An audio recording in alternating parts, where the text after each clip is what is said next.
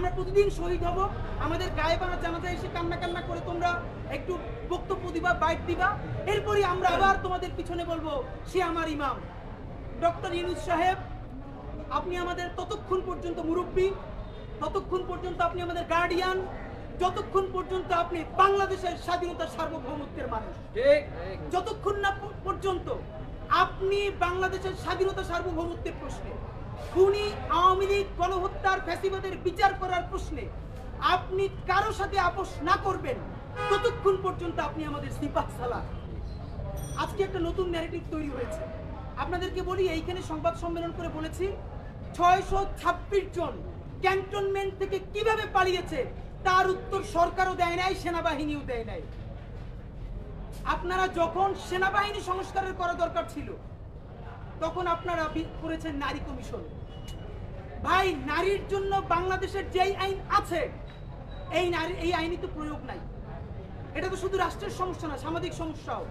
এই রাষ্ট্রটা যদি মোটামুটি ঠিক মতো দাঁড়ায় তাহলে এমনিতেই নারী অধিকার থেকে শুরু করে বাকি সবকিছু আস্তে আস্তে ঠিক হতে বাধ্য।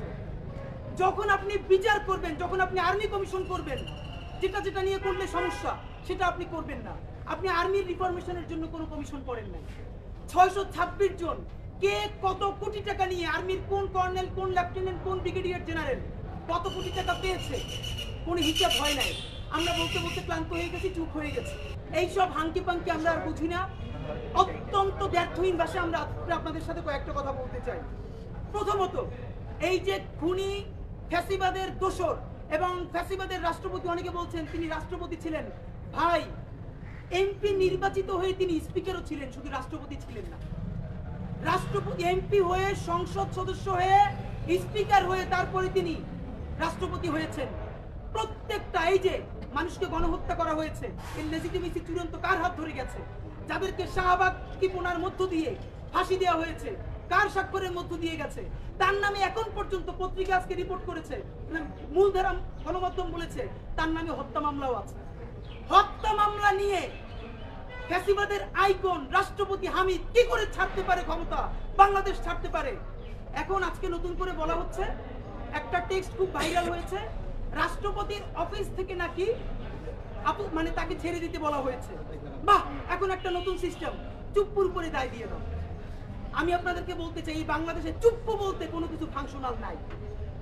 চুপ্পুর অপসারণের জন্য ইনকিলাব মঞ্চ হাজারো মানুষ নিয়ে বঙ্গভবনের সামনে অবস্থান নিয়েছিল। আমাদেরকে তখন মব বলে সরিয়ে দেওয়া হলো। বাহ, এরপরে আমরা বললাম এই ফ্যাসিবাদের সাংবিধানিক কাঠামো সরাইতে হবে, সংবিধানকে লাল কার্ড দেখাইলাম। আমাদেরকে বললো দেশে সাংবিধানিক শূন্যতা তৈরি হবে, আমরা সরে গেলাম। এইরকম আমরা সর্বশেষ বললাম জুলাইয়ের ঘোষণাপত্র দেন। জুলাইয়ের ঘোষণা না দিলে জুলাইও বাঁচবে না, বিপ্লবীরাও বাঁচবে না, বাংলাদেশও বাঁচবে না। নাই করে দেওয়া হলো। সর্বশেষ বললাম গণহত্যার দায়, সে সিরিজ গণহত্যা করেছে, আওয়ামী লীগকে নিষিদ্ধ করেন। বাহ, আসিফ নজরুল সাহেব উনি বললেন এটা আইনের মাধ্যমে করা যাবে না। তিনি একবার ঐতিহ্যবাহী আওয়ামী লীগের প্রশ্ন তুললেন যে তারা ঐতিহ্য করেছে। বাংলাদেশ ধরেন, যে কোনো মানুষ বাংলাদেশকে স্বাধীন করার পর এরপর যদি মানুষকে শুট করে মারি ফেলে তার আর বিচার করা লাগবে না, মানে কথা একটাই, সে স্বাধীন করছে। এরপর সর্বশেষ বললাম গণহত্যার বিচার। আমাদের আশার বাতিঘর ডক্টর ইউনূস সাহেব সম্ভবত আল জাজিরায় এই যে কিছুদিন আগে বাইরে গেলেন, বনে আসলেন যে এরকম না, এটা জনগণ নিবে। সবই যদি জনগণ করে, প্রত্যেক দিন খেয়ে না খেয়ে 10 মাস ধরে যদি রাস্তায় পড়ে আছি আমরা, তাহলে আপনারা ওখানে করেনটা কি সেটা বলেন। এখন কি বাংলা ভাষায় সব থেকে অশ্লীল শব্দ প্রয়োগ করলে ভালো লাগবে? কোন জিনিসটা ছেড়েন ওখানে বসে বলেন, কাটটা ছেড়েন।